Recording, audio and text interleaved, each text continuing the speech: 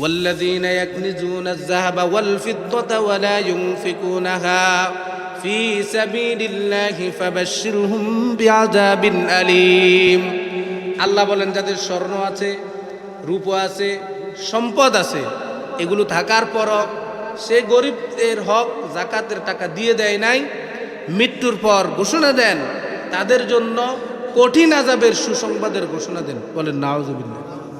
কঠিন আযাবের সুসংবাদ, ফাবাশশিরহুম সুসংবাদ, বিআযাবিন আলিম কঠিন আযাব, কঠিন শাস্তির আবার সুসংবাদ না দুঃসংবাদ হয়?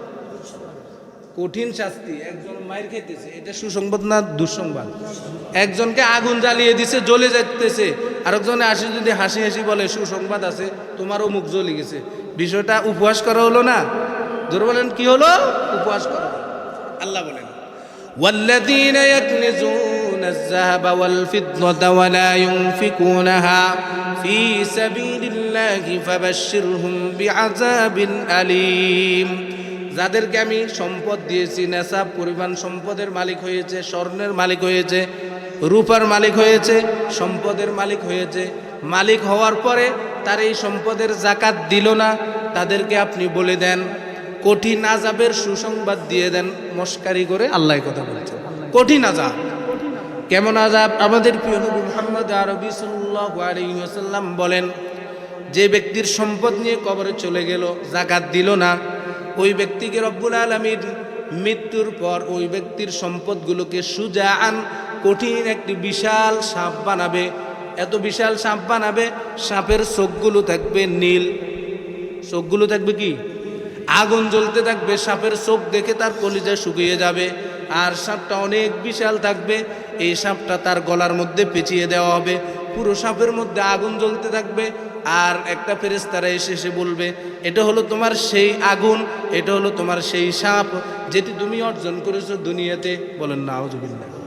আর তাকে দংশন করতে থাকবে, প্রত্যেকটা সুঙ্গল দেওয়ার সাথে সাথে তার কলিজায় জ্বলতে থাকবে, পুরো শরীরে আগুন ধরে যাবে। একদিন দুই দিন নয়, লক্ষ লক্ষ কোটি কোটি বছর তার সম্পদ তাকে এভাবে শেষ করে দিতে থাকবে। বলেন নাউযুবিল্লাহ। কেউ যদি খালেস নিয়তে আল্লাহকে রাজি খুশি করার উদ্দেশ্যে একটা টাকা দান করবে, আল্লাহ রাব্বুল আলামিন তাকে 700টা দান করবেন। এটা সূরাতুল বাকারা 282 নম্বর আয়াত। সুবহানাল্লাহ বলেন না? 3 পারা 3 নং পৃষ্ঠা। আজকে পড়ে আশ্চর্য হয়ে গেলাম। এরপরে আয়াতের শেষে আল্লাহ বলেন, ওয়াল্লাহু ইউযাইফু লিমান ইয়াশা। না, 700 নয়, আল্লাহ ইচ্ছা করলে কোটি কোটি গুণ দিয়ে দিতে পারে। সমাজে অনেক মানুষ এমন আছে যারা যাকাত নিজে দেয় না, যাকাত দিয়ে মানুষদেরকে হয়রানি করে। হযরত ওমর রাদিয়াল্লাহু তাআলা আনহুর আমলে 19 দিন পর্যন্ত এক ব্যক্তি যাকাতের এক বস্তা টাকা নিয়ে ঘুরতে ঘুরতে এক গাছের নিচে ক্লান্ত হয়ে রয়েছেন। কেমন ছিল সমাজটা? এমন ছিল, প্রত্যেক গরিব স্বাবলম্বী হয়ে সবাই এখন যাকাত দেয়। এমন কোনো ঘর খুঁজে পান না তার সম্পদের যাকাত দেওয়ার জন্য। 19 দিন ঘুরে এরপর বাইতুল মালে জমা দিয়েছেন। যদি এই জমিন আল্লাহর জমিনে আল্লাহর হুকুম বাস্তবায়ন থাকতো, তাহলে যাকাতের সুবল বন্টনটা হইতো। ইসলামের যে মূল ভিত্তি নিয়ে আলোচনা করব সেটি হলো যাকাত। আর এই যাকাত সম্পর্কে আল্লাহ রাব্বুল ইজ্জাত একবার দুইবার নয়, কোরআনে কারীমের মধ্যে নামাজের শব্দের সাথে যাকাতের শব্দ এনেছেন 28 বার। কয়বার? বলেন কয়বার? 28 বার। আল্লাহ 28 বার নির্দেশ দিয়েছেন, নামাজ পড়ো, যাকাত দাও। যাদেরকে আল্লাহ তাআলা সমর্থন দিয়েছেন, নেশাব পরিমাণ মালের মালিক হয়ে, যাকাতের মালিক হয়ে যে যাকাত দিবেন, সে যেন যাকাত দিয়ে দেয়। আর সে যদি যাকাত দিয়ে দেয়, নামাজ পড়ছে, নামাজও কবুল হবে, যাকাতের বিনিময়ে একজন নেককার হয়ে যাবে। সুবহানাল্লাহ। একটু জোরে বলেন না? আর যাকাত হলো সম্পদের ময়লা বাড়তি, এগুলো আপনি রাখবেন না। যদি রাখেন তাহলে কি হবে? আপনি যখন 1 কোটি টাকা কামাই করলেন, আপনি ভালো করে মাথায় আনেন, এই 1 কোটি টাকার মালিক, পুরো 1 কোটি টাকার মালিক কিন্তু আপনি নয়। আপনার পরিবার আছে, আপনি ইনকাম করলেন, সাথে সাথে 1 কোটি টাকার হক আপনার পরিবারের মধ্যে অটোভাবে চলে আসছে। আসে নাই? আপনার সন্তান আছে, সন্তান মালিক হয়ে গেছে, যদিও আপনার কাছে থাকে। আপনার পরিবারে যত মানুষ আছে সবাই এটার মালিক অটোভাবে হয়ে গিয়েছে, কিন্তু যাকাতটা সরাসরি আপনার উপর এসেছে। কার উপর? যিনি ইনকাম করেছে তার উপর যাকাত এসেছে। মৃত্যুর পর আপনি যদি জাকাতের টাকা না দিয়ে কবরে যান, মৃত্যুর পর আপনার সম্পদ আপনার সন্তানের কাছে চলে গেছে, স্ত্রীর কাছে চলে গেছে, আপনার মেয়ের কাছে চলে গেছে, বন্টন হয়ে গিয়েছে মৃত্যুর পর, কিন্তু জাকাতের এই অভিশাপ নিয়ে, জাকাতের এই আযাব নিয়ে আপনি হাসর ময়দানে এবং কি কবরে উঠতে হবে, ঠিক কিনা? জোরে বলেন। এই জন্য জাকাত যখন আপনার উপর ওয়াজিব হয়, যখনই হয় তখনই দিয়ে দিতে হবে। আর এই জাকাতের মালিক আপনাকে বানালেন কে? জোরে বলেন কে? আল্লাহ কত সুন্দর করে ডেকে আপনাকে বলেন, আমাকে বলেন, যাদের উপর জাকাত ওয়াজিব হয়ে গিয়েছে তাদেরকে বলেন, ইয়া আইয়ুহাল্লাযীনা আমানু আনফিকু মিম্মা রাযাকনাকুম মিন ক্বাবল আন ইয়াতিয়া আহাদাকুমুল মাউত ফায়াকুলু ইয়া লাইতানি। আল্লাহ বলেন, হে মুমিনেরা, যাদের উপর জাকাত ওয়াজিব হয়ে গিয়েছে তা ভালো করে শোনো। তোমাকে আমি যে রিজিক দান করেছি, যে সম্পদের মালিক বানিয়েছি, এটা বানালাম আমি আল্লাহ। আর তোমার হায়াত শেষ হওয়ার আগেই এখানের জাকাতের টাকাটা দিয়ে দাও। ঘোষণাকার, মিন ক্বাবলি আন ইয়াতিয়া আহাদাকুমুল মাউত আন ইয়াতিয়া ইয়াউমুল লা বাইউন ফীহি ওয়ালা হুল্লাতুন ওয়ালা শাফাআ। ওই দিন আসার আগে দিয়ে দাও, যেই দিন তোমার এই সম্পদ বিক্রিও হবে না, এই সম্পদ দিয়ে তুমি কোনো রকম সাফায়াতও পাবে না। ওই দিন আসার আগে তোমাকে যেই রিজিক দিয়েছি, যেই রিজিকের কারণে তুমি জাকাতের মালিক হয়ে টাকা পয়সাওয়ালা হয়েছ, এটি দিয়ে দাও ওই দিন আসার আগে, যেই দিন এটা বিক্রিও করা যাবে না, এটা দিয়ে কোনো প্রকার সুপারিশও করা যাবে। ঘোষণাকার, তোরা বলেন কার? আল্লাহ কি আমাদেরকে ধমক দিলেন? সুন্দর ভাষায় বললেন, ইয়া আইয়ুহাল্লাযীনা আমানু। আল্লাহ যতবার আমাদেরকে ডেকে ডেকে দিক নির্দেশনা দিলেন, প্রত্যেকবার সম্মানসূচক শব্দ দিয়ে সুন্দর করে ডেকে ডেকে আমাদেরকে বললেন, অথচ যত সম্পদ দিলেন সব কিছু আল্লাহর। কার? জোরে বলেন কার? সম্পদ দেন কে? জোরে বলেন না কে? সম্মান দেন কে? আর সম্মান ছিনিয়ে নেন কে? টাকাও নাই, স্বর্ণ নাই, তাহলে 52.5 তোলা রূপা মালিক যদি আপনি 1 বছর অতিক্রম হন, আপনাকে জাকাত দিতে হবে। এই সম্পদের মূল্যকে একসাথ করে 40 ভাগের 1 ভাগ দিতে হবে, শতকরা 2.5 টাকা। বলেন শতকরা কয় টাকা? তোর বলেন কয় টাকা? রূপো যদি 52 তোলার দাম হিসাব করেন কত হবে? 1,00,000 টাকা হবে যদি ফুল রূপো থাকে। আর যদি রূপো আছে, টাকাও আছে কিছু, সব মিলিয়ে মিশ্রিত করলে 1,00,000 টাকা অতিক্রম হয়ে 1 বছর থাকলেই আপনি জাকাত দিয়ে দিতে হবে 1 লক্ষ টাকা থেকে 2500 টাকা। 1 লক্ষ টাকা থেকে কত টাকা? আর যদি 1 কোটি টাকা থাকে 2.5 লক্ষ টাকা। এবারে তিনি বলবেন, আল্লাহ 1 কোটি টাকার মালিক হলাম আমি, এত কষ্ট করি, 2.5 লক্ষ টাকা দিয়ে দিব। আল্লাহ এই জন্য আপনাকে বলেন, যদি এভাবে দিয়ে দিব মনে করে রেখে দাও, সাইয়ুতাওয়াকুনা মা বাখিলু বিহি ইয়াউমাল কিয়ামা। বখিলতা আর কিপটামি করে সম্পদ রাখার কারণে হাসর ময়দানে জান্নাত দেখবে, তবে জান্নাতের গেরানো পাবে না। ঘোষণাকার, জোরে বলেন কার? ওয়াল্লাযীনা ইয়াকনিজুনা আয-যাহাবা ওয়াল ফিদ্দাতা ওয়া লা ইউনফিকুনাহা ফি সাবিলিল্লাহি ফাবাশশিরহুম বিআযাবিন আলীম। আল্লাহ বলেন, যাদের স্বর্ণ আছে, রূপ আছে, সম্পদ আছে, এগুলো থাকার পরও সে গরিবদের হক জাকাতের টাকা দিয়ে দেয় নাই, মৃত্যুর পর ঘোষণা দেন, তাদের জন্য কঠিন আযাবের সুসংবাদের ঘোষণা দেন। বলেন নাউযুবিল্লাহ। কঠিন আযাবের সুসংবাদ, ফাবাশশিরহুম সুসংবাদ, বিআযাবিন আলীম কঠিন আযাব, কঠিন শাস্তির আবার সুসংবাদ না দুঃসংবাদ হয়? কঠিন শাস্তি, একজন মায়ের খেতেছে, এটা সুসংবাদ না দুঃসংবাদ? একজনকে আগুন জ্বালিয়ে দিছে, জ্বলে যাইতেছে, আরেকজনে আসে যদি হাসি হাসি বলে সুসংবাদ আছে, তোমারও মুখ জ্বলে গেছে, বিষয়টা উপহাস করা হলো না? জোরে বলেন কি হলো? উপহাস করা। আল্লাহ বলেন, ওয়াল্লাযীনা ইয়াকনিজুনা আয-যাহাবা ওয়াল ফিদ্দাতা ওয়া লা ইউনফিকুনাহা ফি সাবিলিল্লাহি ফাবাশশিরহুম বিআযাবিন আলীম। যাদেরকে আমি সম্পদ দিয়েছি, নেশাব পরিমাণ সম্পদের মালিক হয়েছে, স্বর্ণের মালিক হয়েছে, রূপার মালিক হয়েছে, সম্পদের মালিক হয়েছে, মালিক হওয়ার পরে তার এই সম্পদের জাকাত দিল না, তাদেরকে আপনি বলে দেন কঠিন আযাবের সুসংবাদ দিয়ে দেন। মস্কারি করে আল্লাহ কথা বলছেন, কঠিন আযাব। কেমন আযাব? আমাদের প্রিয় নবী মুহাম্মদ আরবি সাল্লাল্লাহু আলাইহি ওয়াসাল্লাম বলেন, যে ব্যক্তির সম্পদ নিয়ে কবরে চলে গেল, যাকাত দিল না, ওই ব্যক্তিকে রব্বুল আলামিন মৃত্যুর পর ওই ব্যক্তির সম্পদগুলোকে সুজাআন, কঠিন একটি বিশাল সাপ বানাবে। এত বিশাল সাপ বানাবে, সাপের চোখগুলো থাকবে নীল। চোখগুলো থাকবে কি? আগুন জ্বলতে থাকবে। সাপের চোখ দেখে তার কলিজা শুকিয়ে যাবে। আর সাপটা অনেক বিশাল থাকবে। এই সাপটা তার গলার মধ্যে পেঁচিয়ে দেওয়া হবে। পুরো সাপের মধ্যে আগুন জ্বলতে থাকবে। আর একটা ফেরেশতারা এসে বলবে, এটা হলো তোমার সেই আগুন, এটা হলো তোমার সেই সাপ যেটি তুমি অর্জন করেছো দুনিয়াতে। বলেন নাউজুবিল্লাহ। আর তাকে দংশন করতে থাকবে। প্রত্যেকটা সুঙ্গল দেওয়ার সাথে সাথে তার কলিজায় জ্বলতে থাকবে, পুরো শরীরে আগুন ধরে যাবে। একদিন দুই দিন নয়, লক্ষ লক্ষ কোটি কোটি বছর তার সম্পদ তাকে এভাবে শেষ করে দিতে থাকবে। বলেন নাউজুবিল্লাহ। মুসলমান ভাইরা আমার, এটা হলো আমাদের প্রিয় নবীর কথা। সরাসরি আল্লাহ রাব্বুল আলামিন বলেন, ইয়াউমা ইউহমা আলাইহা ফি নারি জাহান্নাম ফাতুকওয়া বিহা জিবাহুহুম ওয়া জুনুবুহুম ওয়া জুহুরুহুম হাযা মা কানাজতুম লিআনফুসিকুম ফাযুকু মা কুনতুম তাকনিজুন। ইয়াউমা ইউহমা আলাইহা ফি নারি জাহান্নাম, হাসর ময়দানে তার সম্পদগুলোকে আল্লাহ জাহান্নামের আগুন দিয়ে জ্বালাতে থাকবে। বলেন নাউজুবিল্লাহ। স্বর্ণকেও জ্বালাবে, রূপকেও জ্বালাবে, তার টাকা সম্পদকে জ্বালানো আরম্ভ করবে। ফাতুকওয়া বিহা জিবাহুহুম ওয়া জুনুবুহুম ওয়া জুহুরুহুম, তিন জায়গায় সেক দিবে।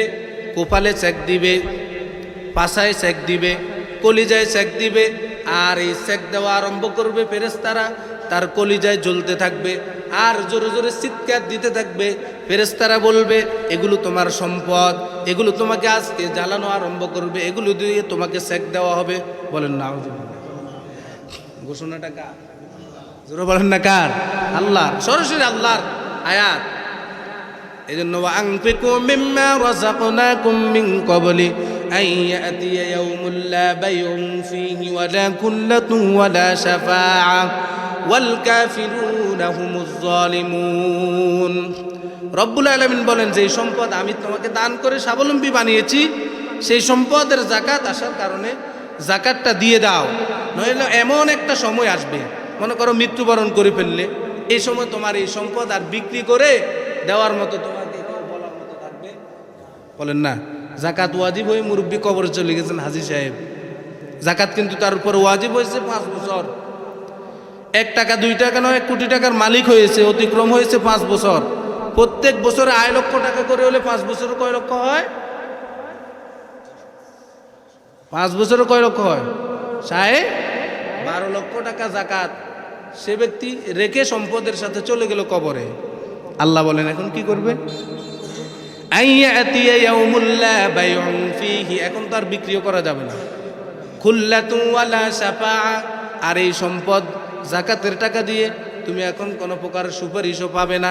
সেদিন আসার আগে, আইয়াতিয়া ইয়াউমুল লা বাইউন ফীহি ওয়ালা খুল্লাতুন ওয়ালা শাফাআ, সেদিন আসার আগে তোমার যাকাত এসেছে, দিয়ে দাও। ঘোষণা কর, মালিক আল্লাহ, দিলেন আল্লাহ। এরপর আবার আল্লাহ বলতেছেন, আমার রাস্তায় দিয়ে দাও, গরিবদেরকে দিয়ে দাও। কাকে কাকে দিবে? আগে মিসকিনদেরকে দিবে, গরিবদেরকে দিবে, যারা ফকির। কিছু পেশাদার ফকির আছে বাংলাদেশে, কিছু পেশাদার ফকির আছে, এদেরকে দিলে আবার যাকাত আদায় হবে না। দোকাবাজ পেশাদার ফকির, অনেক ফকির রাখা শহর আছে, তার বাড়ি আছে 5 তলা, এরকম আছেন নাই? শোনেন নাই আপনারা? হলো বাস্তব। তার পেশাটা হলো ভিক্ষা করা। ডেলি 5,000, 10,000, 20,000 টাকা ইনকাম করে, কিন্তু হাতটা বাঁধা। এরকম অনেক দোকাবাজ আছে, এদেরকে দিলে হবে না। দিতে হবে পিওর যারা আল্লাহর রাস্তায় আছে। দিতে হবে পিওর যে আসলেই গরিব, তবে কারোর কাছে হাত পাততে পারতেছে না, বলতেও পারতেছে না, এমন লোকগুলোকে দেখে দেখে দিয়ে দাও। এরা গরিব, এরা ফকির।